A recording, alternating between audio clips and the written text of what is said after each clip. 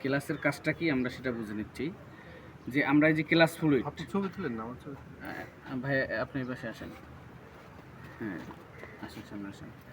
Class fluid যে reserve ট্যাঙ্কটা, আমরা যখন ক্লাসেরও একটা সিলিন্ডার আছে, master cylinder, class master cylinder যেটা আছে ওইটাই যখন আমরা ক্লাসটা ফুল চাপ দিই, চাপ দেওয়ার পরে এই ফ্লুইডটা কোথায়, এই প্রেসারে কোথায় আসে, এইখানে যে গিয়ার বক্সের ভিতরে কি কি আছে, ক্লাস প্লেট, প্রেসার প্লেট, ঠিক আছে। এই ক্লাস প্লেট আর প্রেসার প্লেট, ক্লাস প্যাডেলকে যখন চাপ দিয়ে এটা কি হয়ে যায়, ইঞ্জিনের শক্তিটাকে কি করে দেয়, আলাদা করে দেয় এরকম, ঠিক আছে, বিচ্ছিন্ন করে দেয়। বিচ্ছিন্ন করে দেওয়ার পরে এখানে একটা গ্যাপ হয়, এই গ্যাপের কারণে আমরা গিয়ারটা কি করি, চেঞ্জ করার পরে গ্যাপে ঢুকে, তখন আবার ক্লাসটা যখন আস্তে আস্তে ছাড়ি, হ্যাঁ, ক্লাস প্যাডেলটাকে যখন আস্তে আস্তে আমরা ছাড়ার পরে এটা কি হয়, আবার গিয়ার বক্স আর ইঞ্জিনের শক্তিটা ক্লাস প্লেট এবং প্রেসার প্লেটের মাধ্যমে অ্যাডজাস্ট হয়ে যায়, তখন ইঞ্জিনের শক্তিটা গিয়ার বক্সে পেতে থাকে, ঠিক আছে। ক্লাস যদি আমরা ধরি তাহলে তার গাড়ি চলে না, ক্লাস যখন ছাড়ি আস্তে আস্তে তখন কি হয়, গাড়ি চলা শুরু করে। তার মানে কি, ইঞ্জিনের শক্তিটা গিয়ার বক্সে ট্রান্সফার হওয়ার কারণে আমাদের গাড়িটা চলতে থাকে, গিয়ার বক্স থেকে আবার চাকায় যায়, ঠিক আছে।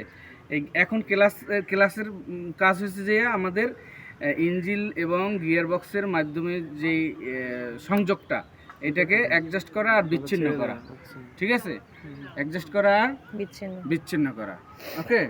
তারপর আসি আমরা ব্রেক। এই যে ব্রেক ফ্লুইডের যে রিজার্ভ ট্যাঙ্ক, এটার কাজ কি, আমরা যখন ব্রেকে প্রেসার দিই, এই ফ্লুইডটা কি করে, মাস্টার সিলিন্ডারের বাকেটের মাধ্যমে প্রেসার হয়, প্রেসার হলে এই ফ্লুইডটা, এই প্রেসারটা কোথায়, তেলের উপরে পড়ে, এই যে ফ্লুইডের উপরে তেলটা পড়ে, ফ্লুইডটা লাইনে লাইনে দৌড় দেয়, ঠিক আছে, দৌড় দিয়ে ও যে কোথায় চাপ দেয়, প্রত্যেকটা চাকার, কেমন, প্রত্যেকটা যে চাকা, আমরা চাকা যে ঘুরে, এই চাকায় যে প্রেসার দেয়, চাকার ভিতরে প্রেসার দেয়, ওইখানেও আবার আপনার কি আছে, ডিস্ক, সামনের চাকায় যে ডিস্ক আছে, আপনার আছে ওই ব্রেক শো, এই প্রেসারের কারণে ওগুলো কি হয়, ডিস্কে এবং ড্রামের সাথে কি হয়, এরকম লেগে যাওয়ার কারণে প্রেসারে আস্তে আস্তে গাড়িটা থেমে যায়, ক্লিয়ার। আচ্ছা গেল। তারপরে আসি আমরা যে আপনার কি, স্টিয়ারিং পাওয়ার অয়েল রিজার্ভ ট্যাঙ্ক। আমরা যখন গাড়িটাকে স্টার্ট করি, স্টিয়ারিং বক্স এবং এইখানে কি আছে, পাওয়ার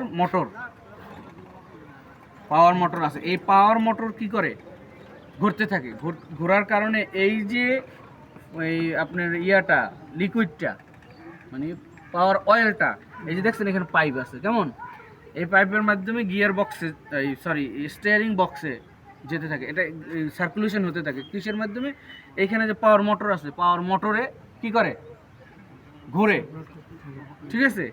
এই যদি পাওয়ার মোটর নষ্ট হয়ে যায় বা ঘোরাঘুরি না হয়, তাহলে আমার স্টিয়ারিং কি হবে, জ্যাম হয়ে যাবে, আমি এত ইজিলি ফ্রিলি ঘুরাইতে পারবো না, ঠিক আছে। তাহলে এই তিনটে জিনিসের আমাদের মূল কাজগুলো কিন্তু আমরা পয়েন্টে বুঝে নিলাম, ওকে। আপনি বন্ধ করে দেন।